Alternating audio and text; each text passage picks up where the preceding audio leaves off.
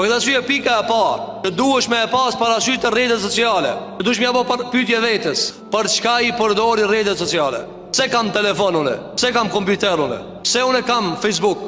Për çka e përdori unë këta? Nëse nuk është përgjigja për t'i bërë ibadet Allahut, për t'ju nënshtruar Zotit Xhelle Xhelalu, për të bërë hajër, për të ndihmuar një person, apo për shpërndarje një ilm, apo për shpërndarje një të mirë, atëherë ajo nuk ka dobi ta kurrë.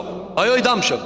Shikoni, na e shohim se si disa prej rrjeteve sociale, siç është TikToki, shumë prej shteteve marrin iniciativa për të ndaluar ato. Për shkak dëmit të madh që ka.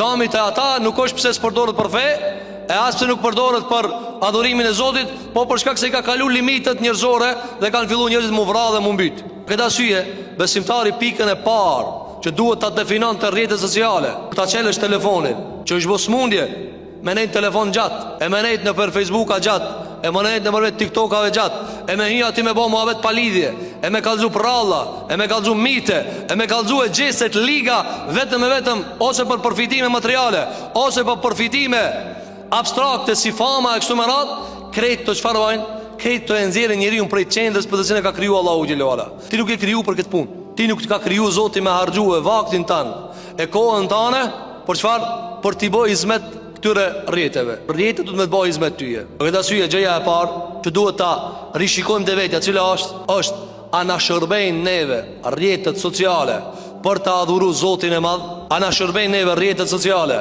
që ne të bëhemi ma musliman?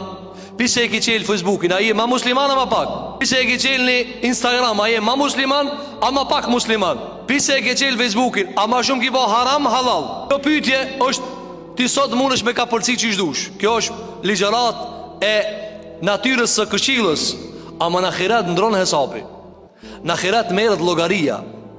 Apo në ahiret merret llogaria.